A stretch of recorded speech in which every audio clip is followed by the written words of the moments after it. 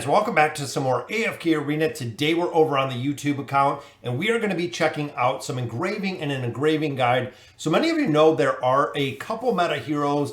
You know, we have Ainz, we have Grez, we have Albedo, but a lot of players ask questions how far you should engrave them, who you should focus on engraving, which we're going to cover today in the guide that we're going to go ahead and get into right now. So here it is, guys. This is the engraving priority. I'm going to put a link right down to the guide below so you can check it over on Reddit. B4 Silo for the design. Big shout out to Ben Christensen and Neo, as well as In Season for a lot of the input that we have in here. And please leave your feedback when you look at this guide. In Reddit itself, they are looking for a lot of feedback in this guide. So first priorities, these benchmarks have the highest impact on the campaign for most accounts. When you look at this very first section right here, they are the highest priority, guys. Now you can see there's E41, there's E44, so on and so forth. The big reason for this is prioritizing above the plus 30 engraving on which and how you should build these. So looking over on the right, important note, this is not objectively optimal order. In my opinion, the order is pretty strong. The thing you have to remember, guys, is some of these heroes earlier when you're earlier into AFK Arena are going to be difficult to get. That's kind of the thing. It's not like, hey, Lucretia is the very first one. She is going to be, you know, the strongest one by far. Lucretia and Ainz do come a little bit later in the game. While when you look at Grez, when you look at Raku, when you look at Kren, even when you look at Oden, are relatively easy to get, especially because you're picking up faction scrolls a little bit earlier. So when you do get to the phase of engraving, again, Lucretia and Ainz might be a little bit further down the list because those are heroes you don't have as many copies of. Those are heroes that you don't have to the 1-star to unlock that engraving because they do take a little bit longer to acquire. So looking here, guys, we're just going to go left to right. Lucretia, E41 or 44. You can stop at the first threshold. You can push for the second, and you'll see further down that there is third, so on and so forth. But looking at the priority, guys, 1, 2, 3, 4, and 5, attack, crit damage amplification, physical pierce, crit damage amplification.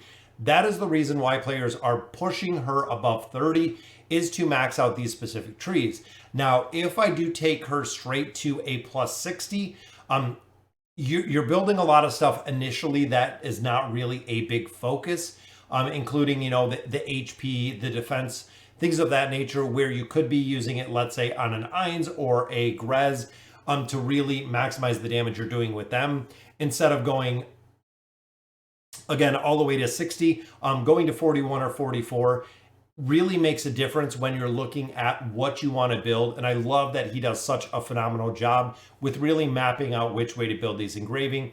Ainz, of course, it's attack, receive healing, magical pierce, which is big, and then attack speed and magical pierce. Again, taking him to an E41, maxing out these three as well.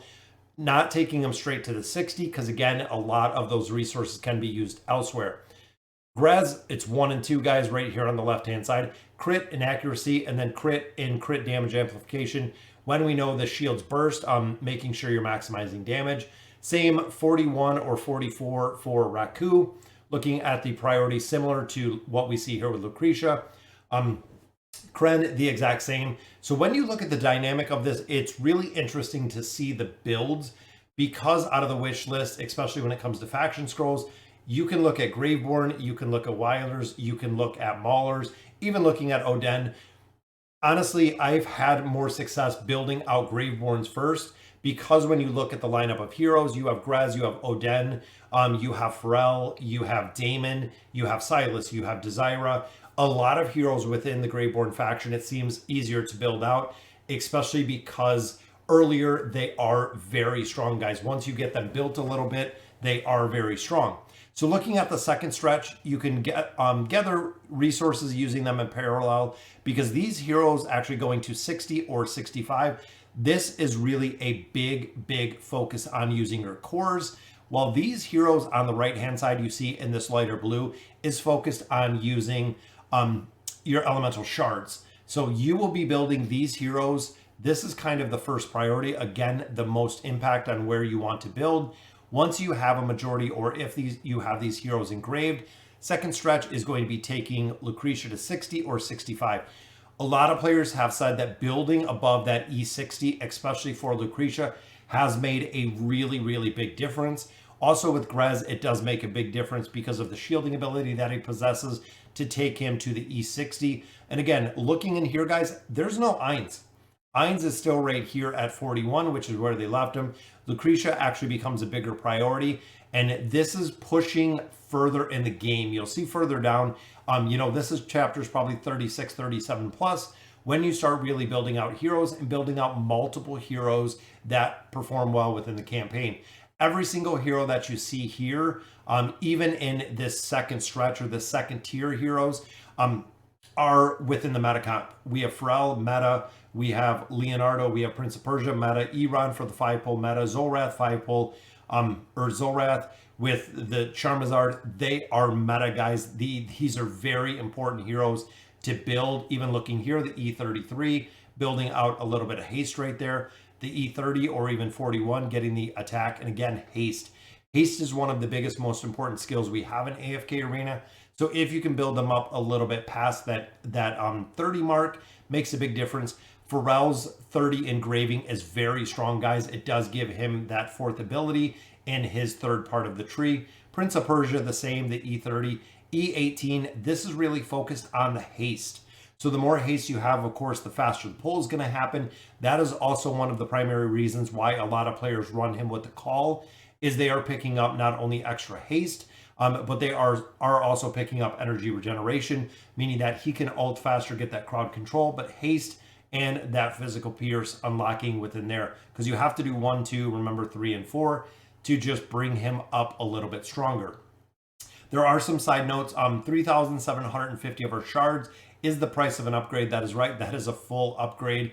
I believe it is 4,500 of your elemental cores to go ahead and increase the stats further to go from a 30 to a 60. Like we see here on Lucretia, it is 4,500 of your cores. Now, the next one is really an important phase, is branching out. Again, looking at these heroes, guys, when you start bringing them to E60, even looking at Rose to 33, these are pretty much every hero that you see within here is used in a major facet of AFK Arena, whether it's in the Cursed Realm, whether it's in the Twisted bosses, whether it's PvP, Campaign, Abyssal Expedition, and a majority of these do have multiple places that they're used, such as the Campaign. Even look at, someone like Helios, use everyone, everywhere, except the Twisted Realm bosses, is used in a couple Cursed Realm formations.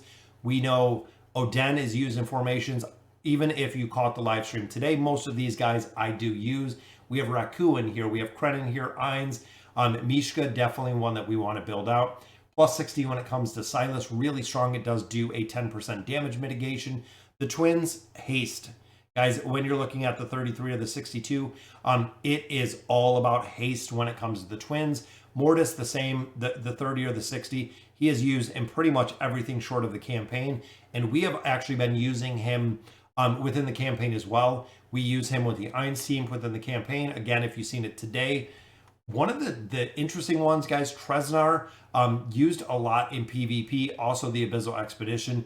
I think he's a really strong showing. PvP has been destroying Ainz comps, which he does damage to Ainz, also gives him an inability to heal, which is super strong.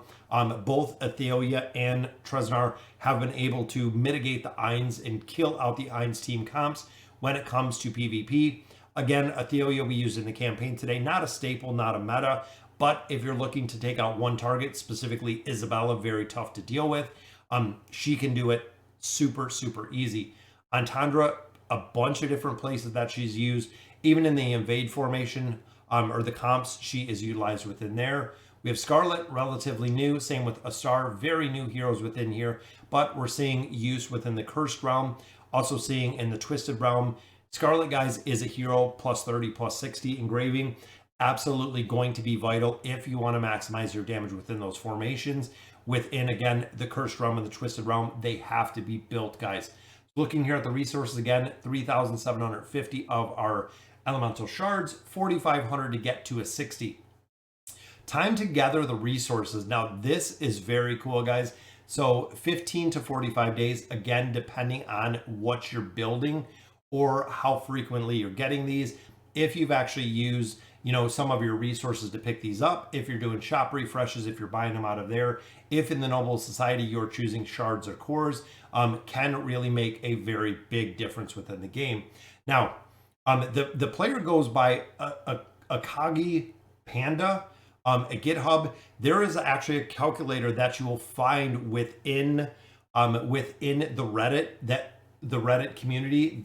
It's on the same post that you can pop in your own specific things, and the calculator will work in there. Again, I'm going to leave a link to this graphic down below. I'll put a link to this. It's so cool. There's so much content in here. Mad thanks to Argonauts, Tree 3SL. You can see a bunch in season, AFK Analytica, Korik, Virandune, Kyle, a lot of people, guys, and a big shout out to all of them, guys. Any of the content creators in here, when it comes to AFK Arena, again, we've seen a lot of the content creators kind of disappearing within the last couple months or years. They've just gotten bored. They've moved on to other things. So the time and effort that it takes to put this together is absolutely crazy, guys. I know In Season does an absolute phenomenal job with some of the guides that he's putting out. And when it comes to making the guides, the visual guides, I cannot do it, guys. Again, I've said this before. We've tried before. It is absolutely amazing to put all of these together visually to make it very appeasing and very easy to follow, which I absolutely love, guys. So again, let me know in the comments what you guys think. The link to the guide is down below. Go over to Reddit, check it out, check out the calculator, see everything that Ben has over there to go ahead and really make the AFK Arena a much better experience and easier going through. So again, guys, let me know in the comments down below what you guys think. And as always, thank you guys for watching.